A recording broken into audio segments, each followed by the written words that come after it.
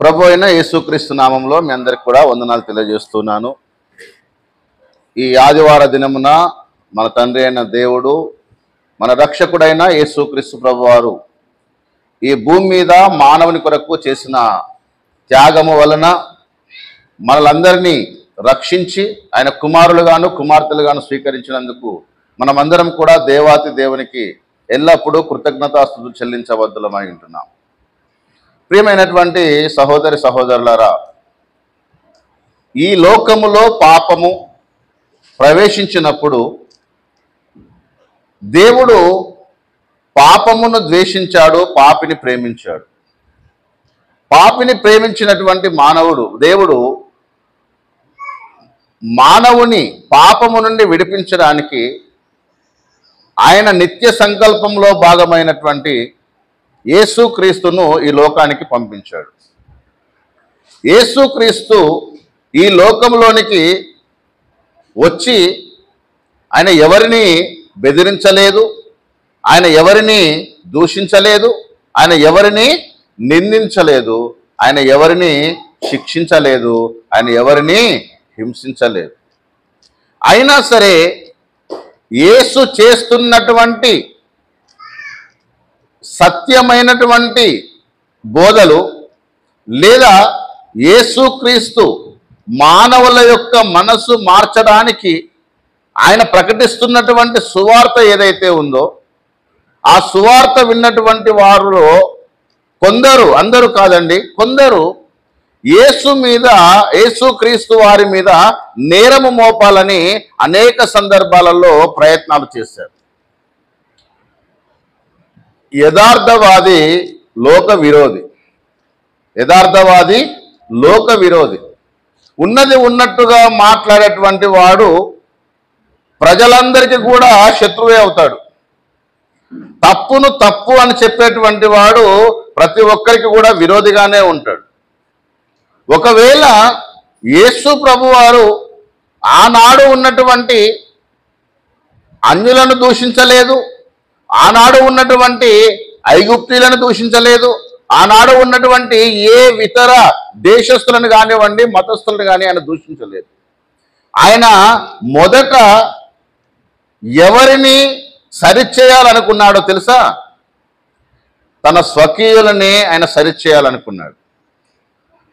తను ఏ యూదా వంశంలో అయితే పుట్టాడో, ఏ యూదా గోత్రంలో ఆయన పుట్టాడో వారినే సరిచేయాలి అని అనుకున్నాడు. ఇక్కడ మీరు గమనించినట్లయితే యేసు ప్రభువారు ఆయన విమర్శించడానికి వెళ్ళలేదు, కానీ ధర్మశాస్త్రములో ఏమి రాయబడి ఉందో దానిని జ్ఞాపకము చేస్తూ దానికంటే ఉన్నతమైనటువంటి ఆజ్ఞలను ఇచ్చినట్లుగా మనం చూస్తూ ఉంటాం. ఉదాహరణకి మీరు గమనించినట్లయితే మత్తయి సువార్త 5వ అధ్యాయంలో నరహత్య చేయవద్దు అని మీ పూర్వీకులతో చెప్పబడిన మాట మీరు విన్నారు కదా, నేను మీతో చెప్పున్నది ఏమనగా తన సహోదరుని మీద కోపపడువాడు నరకాగ్నికి లోనవుతాడు, తన సహోదరుని చూసి ద్రోహి అని చెప్పువాడు విమర్శకు లోనవుతాడు అని మత్తయి సువార్తలో యేసు ప్రభువారు చెప్పినట్లుగా మనం చూస్తాం. మత్తయి సువార్త 5వ అధ్యాయము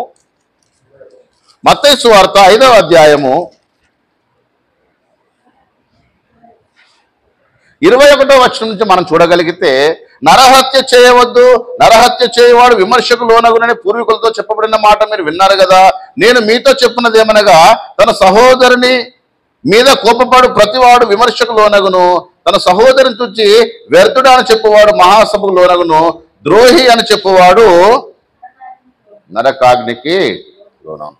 ఇది మంచి మాట చెడ్డ మాట? ఇది ఎవరికైనా హాని కలిగించే మాట లేదా మేలు కలిగించే మాట? ఎవరిని ఇది నష్టపరిచే మాట కాదండి. నువ్వు నరహత్య చేయకుండా నిన్ను ఆపేటువంటి మాట ఇది. నువ్వు ఎదుటి వారి ప్రాణం తీయకుండా నిన్ను సంరక్షించే మాట ఇది. సో ఇది మంచి మాటే కదా. కింద అంటాడు 27వ వచనములో వ్యభిచారము చేయవద్దని చెప్పబడిన మాట మీరు విన్నారు కదా. వ్యభిచారం చేయవద్దు అనే మాట కూడా మంచి మాటే కదా. నేను మీతో చెప్పున్నది ఏమనగా ఒక స్త్రీని మోహపు చూపుతో చూచే ప్రతివాడు అప్పుడే తన హృదయమందు ఆమెతో వ్యభిచారం చేసిన వాడు అవుతాడు. సో ఇప్పుడు మంచి మాటలే కదా ఇవన్నీ. నరహత్య చేయవద్దు అన్నది మంచి మాటే, నరహత్యకు కారణమైనటువంటి ఆ కోపాన్ని చంపుకోమని చెప్పడం మంచి మాటే, వ్యభిచరించవద్దు అని చెప్పబడిన మాట మంచి మాటే. దానికంటే ఇంకా మంచి మాట ఏంటి? అసలు ఆ చూపు చూడటమే తప్పు అనేది ఇంకా మంచి మాట కదా. ఇంకొంచెం ముందుకు వెళ్తే కంటికి కన్ను పంటికి పన్ను అని చెప్పబడిన మాట మీరు విన్నారు కదా. కంటికి కన్ను పంటికి పన్ను అని చెప్పబడిన మాట మీరు విన్నారు కదా. కానీ నేనేం చెప్తున్నానో తెలుసా? నేను మీతో చెప్పినది ఏమనగా, దుష్టుని ఎదిరింపక నిన్ను కుడి చెంప మీద కొట్టువా అని వైపునకు ఏం చూపి ఎడమ చెంప కూడా చూపి. ఇది మంచి మాట చెడ్డ మాట? ఇన్ని మంచి మాటలు చెబుతున్నటువంటి ప్రభువు వారిని అపార్థం చేసుకున్నటువంటి ఆనాటి ప్రజలు. ఇంకా కిందికి వస్తే 43వ వచనం చూడండి ప్రియులారా. 43వ వచనంలో నీ పొరుగువాన్ని ప్రేమించి నీ శత్రువును ద్వేషించమని చెప్పబడిన మాట మీరు విన్నారు కదా. పొరుగువాన్నేమో ప్రేమించాలి, శత్రువునేమో ద్వేషించాలని చెప్పబడిన మాట మీరు విన్నారు కదా. నేను మీతో చెప్పున్నది ఏమనగా, మీరు పరలోకమందున్న మీ తండ్రికి కుమారులై ఉండినట్లు మీ శత్రువులను ప్రేమించండి, మిమ్మల్ని హింసించే వారి కొరకు ప్రార్థన చేయండి. ఇవన్నీ మంచి మాటలా చెడ్డ మాటలా? నీవు దీర్ఘాయుష్మంతుడు కావాలంటే నీ తల్లిని నీ తండ్రిని సన్మానించు. మంచి మాటలు చెడ్డ మాటలా ఇవి? ఇన్ని మంచి మాటలు చెప్పినా సరే యేసు ప్రభువు మీద ఏం మోపాలనుకున్నారట? నేరము మోపాలనుకున్నారట. యేసు ప్రభువు మీద నేరము మోపాలనుకున్నప్పుడు ఇక్కడ మనం ఒక సందర్భాన్ని గమనిద్దాం. మత్తయి సువార్త 27వ అధ్యాయము. మత్తయి సువార్త 27వ అధ్యాయము 12వ వచనం మనం చూద్దాం. మత్తయి సువార్త 27వ అధ్యాయము 12వ వచనంలో ఇక్కడ ఒక మాట రాయబడి ఉంది. ఏంటి ఆ మాట అంటే, ప్రధాన యాజకులను పెద్దలను ఆయన మీద నేరము మోపినప్పుడు ఆయన ప్రత్యుత్తరము ఏమియో. ఇక్కడ నా పాయింట్ ఏంటంటే, నిరపరాధి మీద ఏం మోపుతున్నారండి? నిందలు మోపుతున్నారు. ఇతడు నిరపరాధి అనే విషయం అందరికీ తెలుసు. ఇప్పుడు మంచి చెప్పినప్పుడు దోషి ఎలా అవుతాడండి? చెడును చెడు అని చెప్పినప్పుడు అతడు పాపి ఎలా అవుతాడు?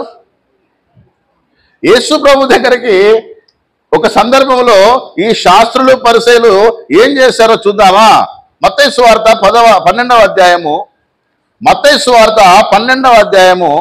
10వ వచనములో యేసు ప్రభువుని నేరస్తుడిగా చూపించడానికి లేదా అతని మీద నేరము మోపడానికి కొంతమంది ఆడినటువంటి నాటకం ఏంటో ఒకసారి మనం చూద్దాం ప్రియులారా.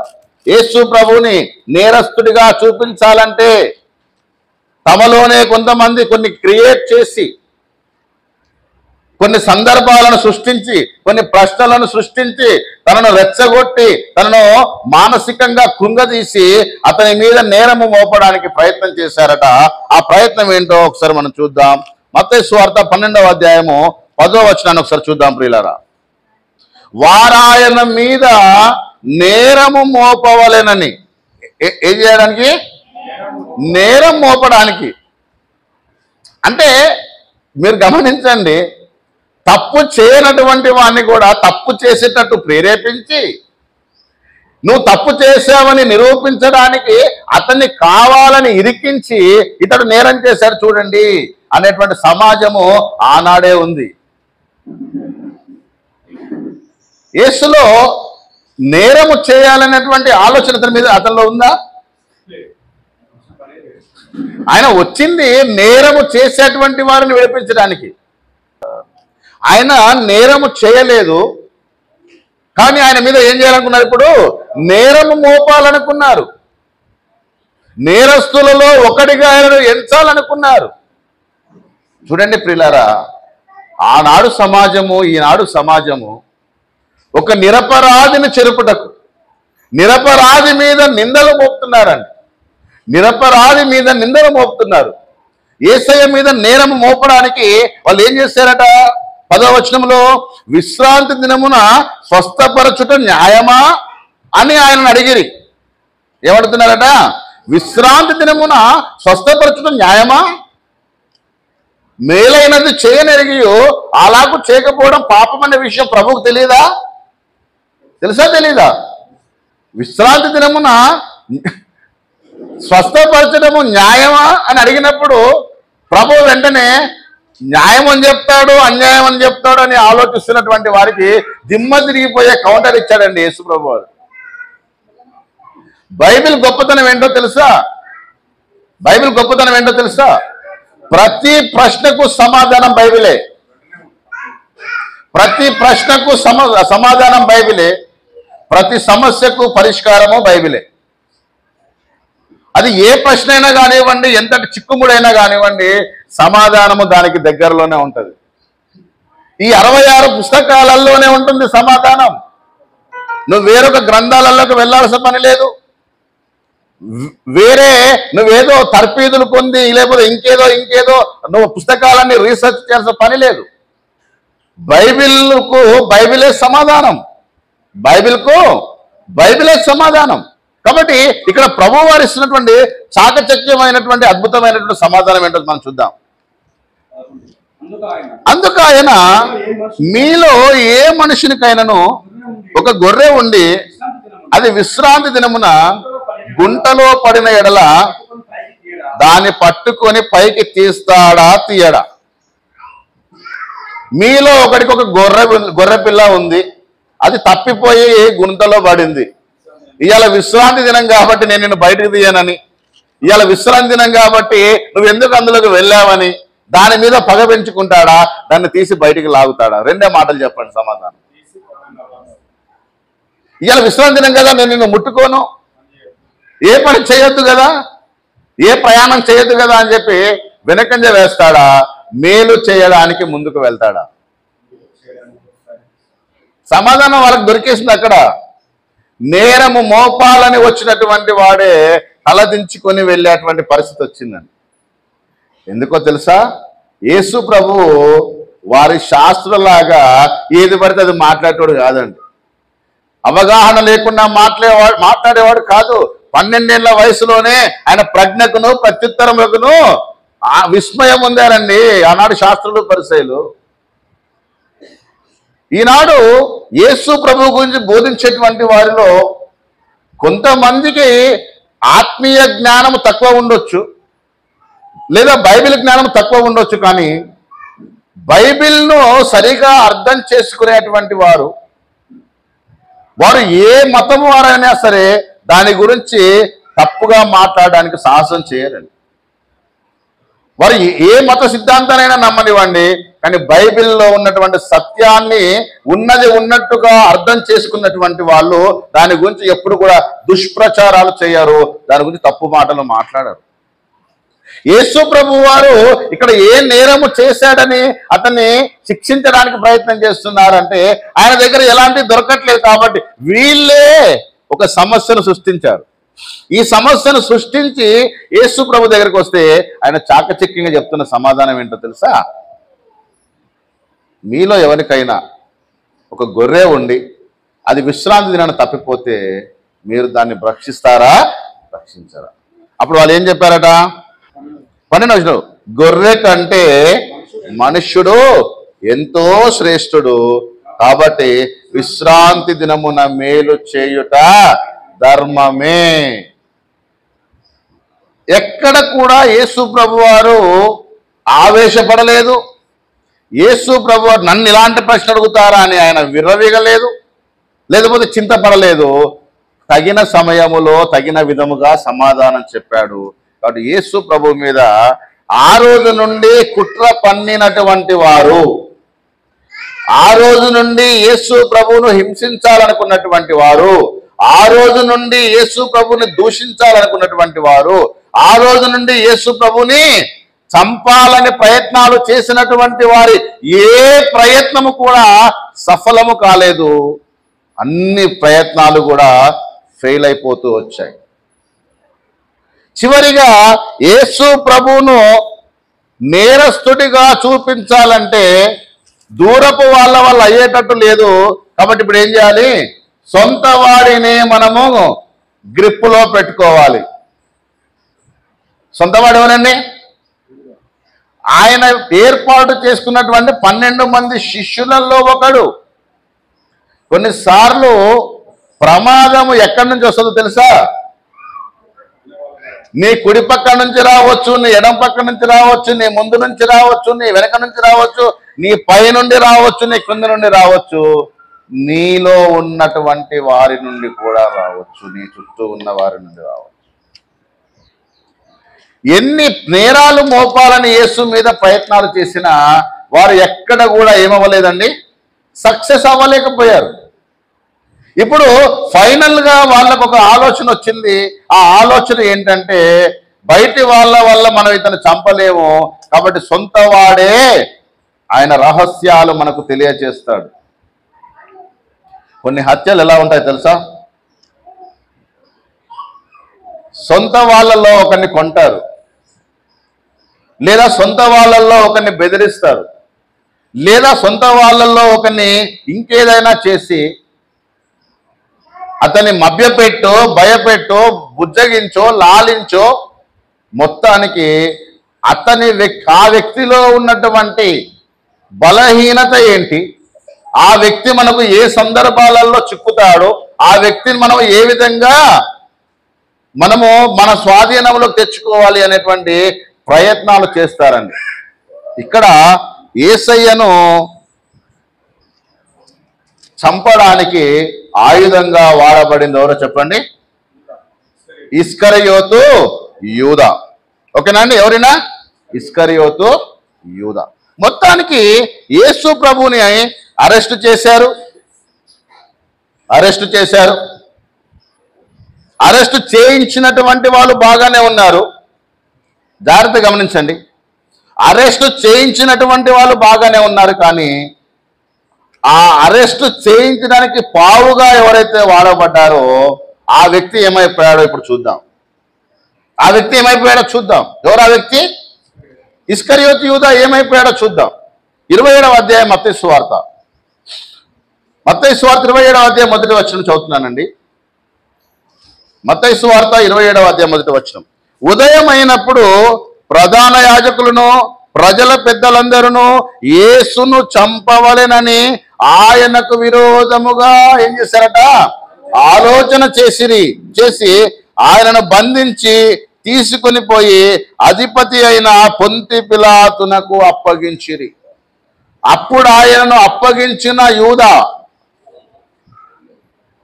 యేసును పట్టించినటువంటి యూదా, యేసు ఏ సమయములో ఒంటరిగా దొరుకుతాడో, ఏ సమయములో ఏకాంతంగా దొరుకుతాడో, ఏ సమయములో అయితే అతడు తప్పించుకోవడానికి అవకాశం లేకుండా ఉంటుందో ఆ సమయాన్ని చెప్పు యూదా, నీకు కొన్ని డబ్బులు ఇస్తామంటే ఆ డబ్బులకు కక్కుర్తి పడినటువంటి యూదా యేసును అమ్మాడు.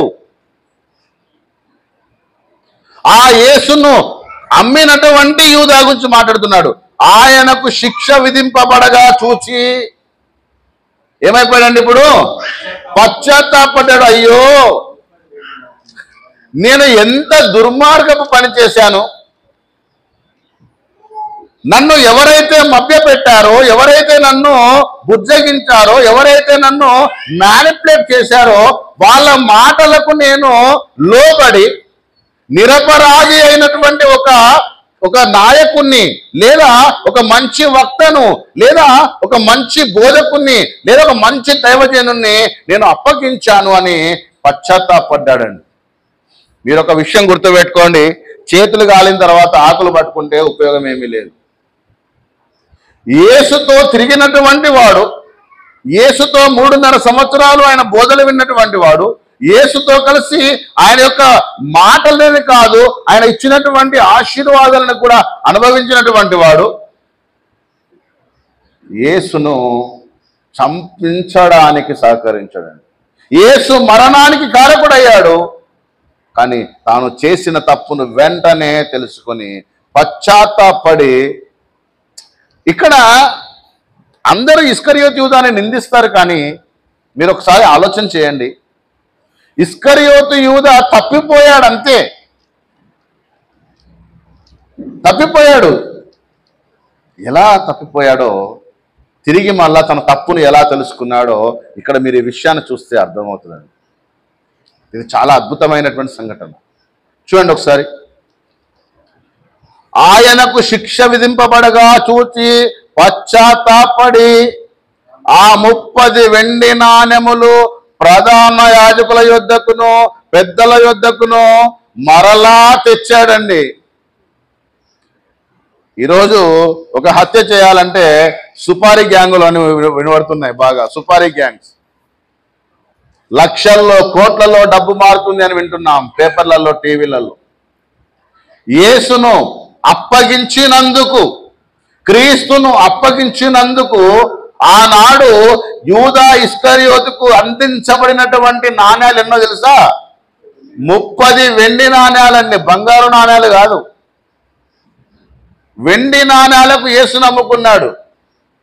ఒక్క పూట కూటి కొరకు అతనేమో జ్యేష్ఠత్వాన్ని నమ్ముకున్నాడు. 20 వెండి నాణాలకేమో యోసేపు నమ్ముకున్నారు.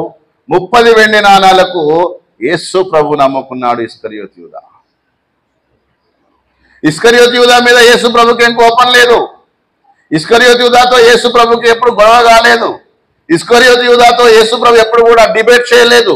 ఇస్కరియోతు యూదాని ఏ రోజు కూడా యేసు ప్రభు విమర్శించలేదు. కానీ యేసు ప్రభువును చూచి ఓర్వలేనటువంటి కొందరు ఇస్కరియోతు యూదాను గొప్పవానిగా చేస్తామని చెప్పి యేసు మీద వ్యతిరేక ఆలోచనను, వ్యతిరేక భావమును అతని మనస్సులోనికి జొప్పించి, నీవు ఆయన అప్పగిస్తే చాలు యూదా, నీకు 30 వెండి నాణాలు ఇస్తాం. సో యేసు ప్రభుని 30 వెండి నాణాలకు అమ్ముకున్నటువంటి యూదా పశ్చాత్తాపడ్డాడు. అందరూ గుర్తుపెట్టుకోవాలి ఈ మాట. ఏం పడ్డాడండి? పశ్చాత్తాపడ్డాడు. తప్పు చేశావా, తిరిగి పశ్చాత్తాపడు, దేవుడు నిన్ను క్షమిస్తాడు. అందుకే కోర్టు కూడా ఏం చేస్తావు తెలుసా? నువ్వు తప్పు చేసావని నువ్వు రుజువు కాగానే నిన్ను వెంటనే చంపేదండి. నీకు కొంత సమయం ఇస్తుంది పశ్చాత్తాపడడానికి. రియలైజేషన్ రావాలి, రియలైజ్ అవ్వాలి. నువ్వు పశ్చాత్తాపడాలి, లేదా నీలో మార్పు రావాలి. నువ్వు అలాంటి తప్పు ఇంకోసారి చేయను అనేటువంటి ఆ విధానం నీలో రావాలని చెప్పి కోర్టు కూడా నీకు సమయం ఇస్తుందండి. ఇప్పుడు ఇస్కరియోతు యూదాకి ఏమొచ్చింది చెప్పండి? పశ్చాత్తాపం వచ్చింది. వచ్చి వెంటనే ఏం చేస్తాడో తెలుసా? ఇస్కరియోతు యూదా గురించి నెగిటివ్గా చెప్పే వాళ్ళు ఉన్నారు, కానీ ఇక్కడ నేను పాజిటివ్గా చెప్పడానికి ప్రయత్నం చేస్తున్నా. అందరూ నెగిటివ్గానే చెప్తారు పాపం, కానీ ఇక్కడ నేను పాజిటివ్గా చెప్పడానికి ప్రయత్నం చేస్తున్నా. మొదట పశ్చాత్తాపడ్డాడు. సెకండ్ ఏం చేశాడండి? ప్రధాన యాజకుల యొద్దకును పెద్దల యొద్దకును ఆ 30 వెండి రూకలు మరలా తెచ్చాడండి. తెచ్చి ఏమంటున్నాడు తెలుసా?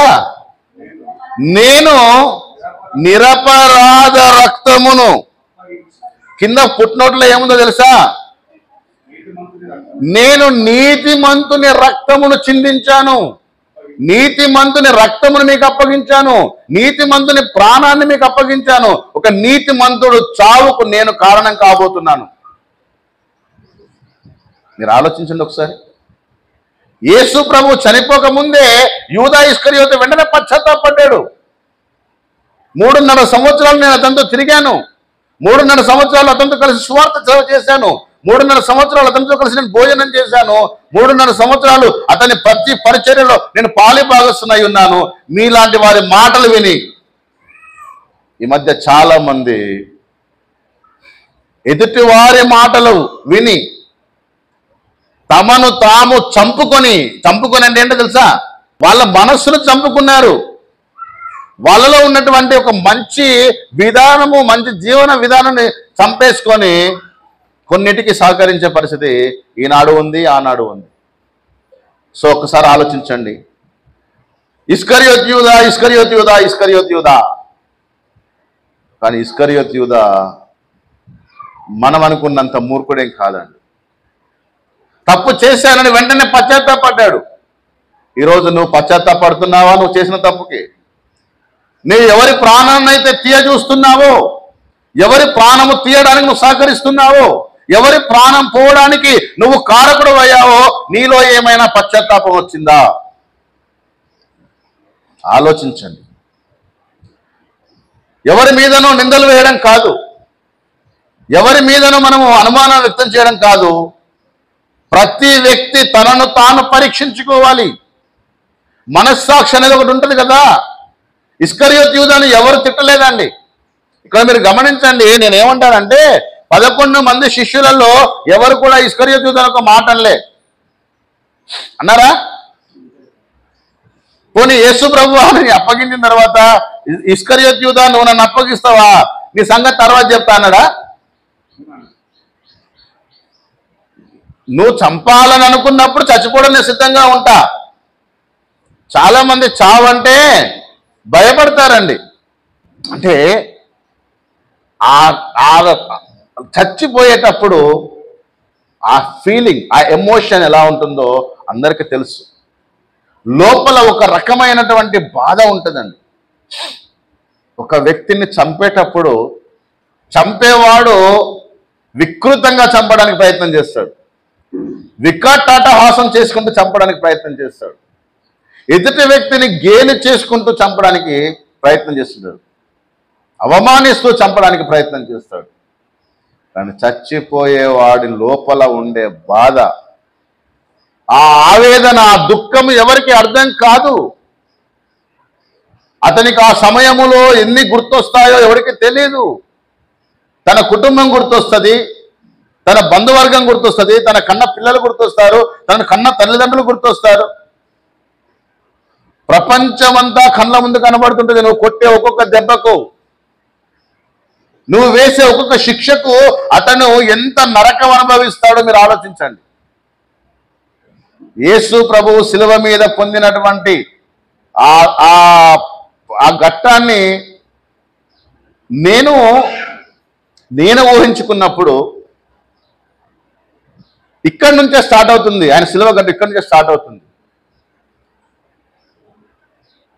నిజంగా ఆ పెయిన్, ఆ బాధ ఎవరికి అర్థం కానటువంటి బాధ. అంత బాధలో కూడా ఏమడిగాడో తెలుసా? తండ్రి, వీరేమి చేయుచున్నారో వీరికి తెలియదు.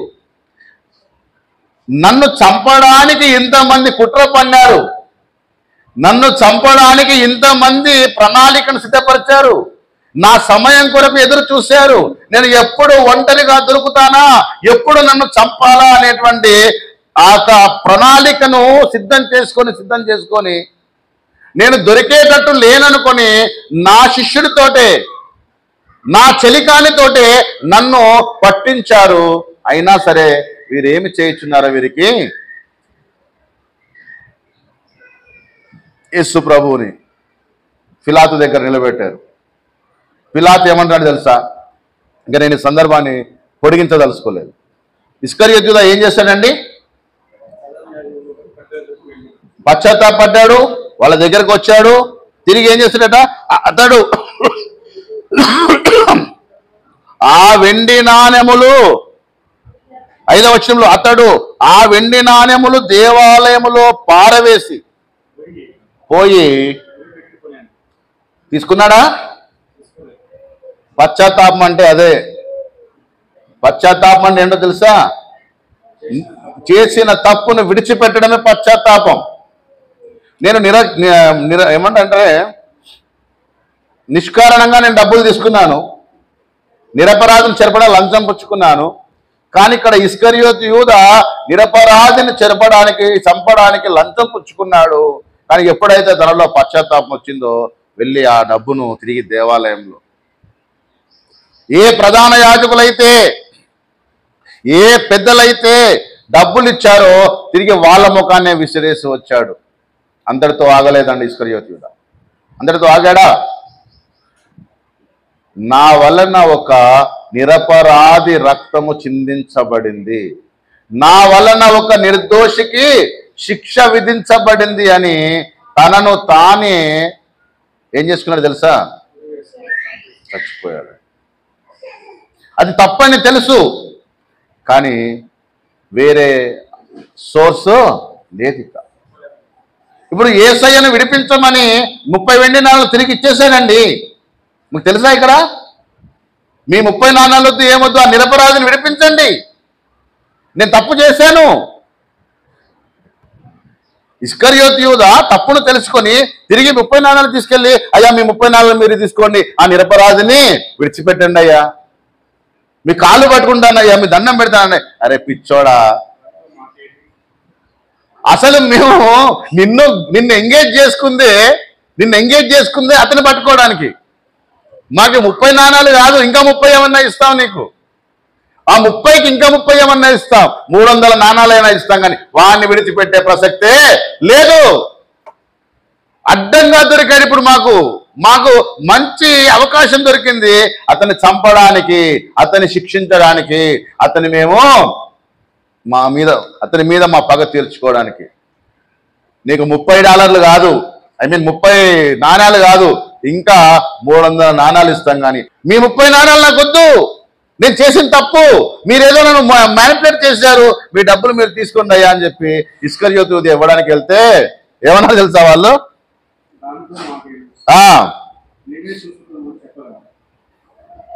ఏమంటున్నారండి వాళ్ళు? నేను నిరపరాధ రక్తమును అప్పగించి పాపము చేసిందని చెప్పాను 4వ వచనంలో. వాళ్ళు అంటున్నారు మాకు అవసరం లేదు, ఇక దానితో మాకేమి, నీవే చూచుకొనమని చెప్పగా అతడు ఆ వెండి నాణెములు దేవాలయంలో పారవేసిపోయి ఉరిపెట్టుకొనెను. ప్రధాన యాజకులు ఆ వెండి నాణెములు తీసుకొని, ఇవి రక్త క్రయధనం కనుక వీటి కానుక పెట్టెలో వేయ తగదని చెప్పుకొనిరి.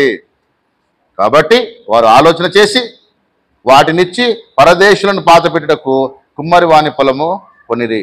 ఇది ఇస్కరియోతు యూదాలో వచ్చినటువంటి పశ్చాత్తాపం, ఇస్కరియోతు యూదాలో వచ్చినటువంటి మార్పు.